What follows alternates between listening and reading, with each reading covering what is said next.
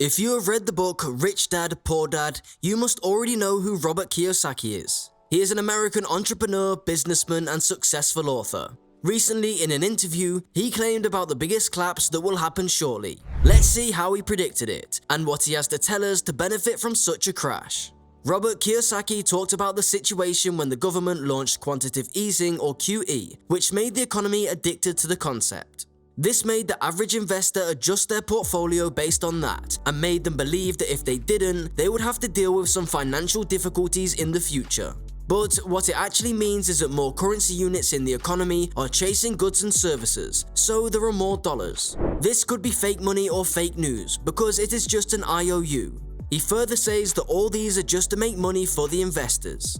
It's just simple math. If there are more dollars out there chasing the same amount or fewer goods and services, most likely the price of those goods and services are going to increase. And if the prices are going to increase over the next, call it 10-15 years significantly, you need to have your portfolio set up in a much different way than if prices were to go down or stay the same over the next 10 to 15 years. The reason why he calls it fake money is that the more the Fed prints money, the rich get rich. It is known that we have an asset inflation in the stock market, especially in the bond stock market, which is feeding the rich, making them richer. Unfortunately, the middle class will pay higher taxes because events don't pay taxes. Still, what it does when you have universal basic income and MMT is poor and will get poorer. You know, so if you're a poor person, you can't afford a house now because real estate price isn't so high, you know? And if you have universal basic income, I don't think a bank will touch you. You know, if you want to buy real estate. Yeah, it's like it was in Roman days, the bread and circus. It seems like it's the same thing today. People get happy when they get a couple of bucks through the mail. But what they are not actually realizing is that these people are being priced out of every single asset denominated in dollars. If they do try to buy a house, or if they try to invest in stocks or bonds, and if they don't know what they're doing, they're going to get steamrolled because everything is in a bubble. Robert then talked about the recent hysterical news that the media has been discussing. With the cancel culture, where everyone is hysterical about everyone else, there is also a lot of hysteria in the stock market and all these asset classes. It's like we live in this world where everyone is hysterical about something. It's just kind of like picking your poison. There are capital gains and cash flow, and you gotta know what you're going for. Most of the time, people are going for capital gains. So when a person flips a house, they're going to buy it for 100, goes for 200, and net 100. But the trouble with capital gains is that you pay the tax office, but the other part, there is always room in a bust. The reason why Robert believes that the biggest bust in history is going to happen.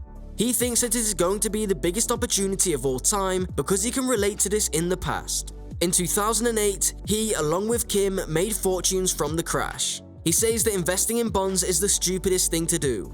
First of all, you should never put all your eggs in one basket, but especially not the bond market right now, with all the money printing you referred to earlier. A question that arises from this is, does the market crash in nominal terms or adjust for inflation? He says the stock market can stay the same as it is right now, or it can undergo inflation because of all the money printing.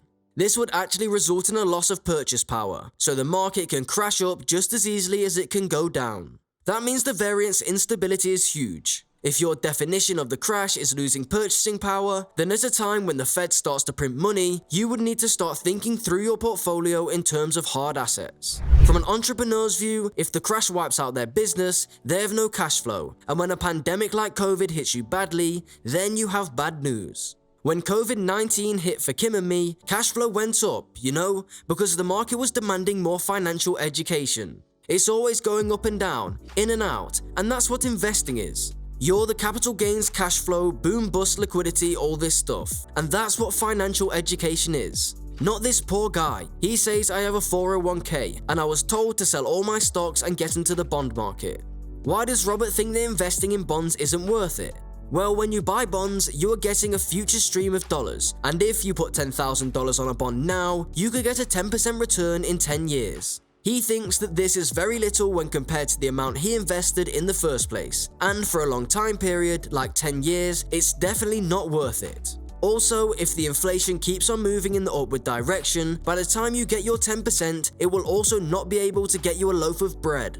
Also, he wants to convey that if you invest in bonds, in a few years with that money, you wouldn't have purchasing power. Instead, you'll only get back your dollars. He explains it further with an example from his own life. See, when I look at the stuff, I look at the relationship between equities or stocks and bonds. So the reason the stock market went up is they kept dropping the interest rates on the bonds. So when I started off, interest rates were about 16%. So if I had a bond, I was getting 16% interest. That was a very valuable bond. If they dropped the interest rate to 14, my 16 bond was more valuable. That makes sense. That's like my cash flow from the bond with dividend was good. So when the market kept crashing, they dropped to 8, and today I think it's about 2.5 on the long bond. To keep the stock market up, they have to keep dropping the bond prices down, and now we're at 0.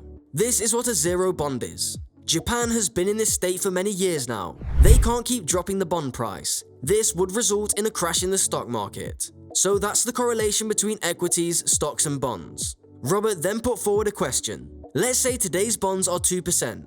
What happens if it goes to 5%? Because inflation comes in, they have to raise the bond rate to 5%. What happens to the 2-year bond?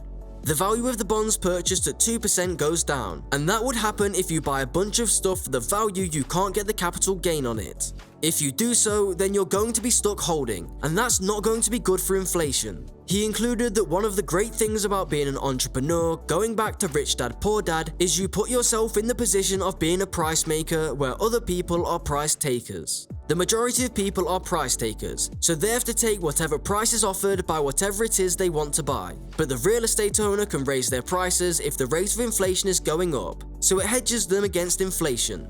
While at the same time paying you to own it with that positive cash flow, a bondholder does not have that opportunity.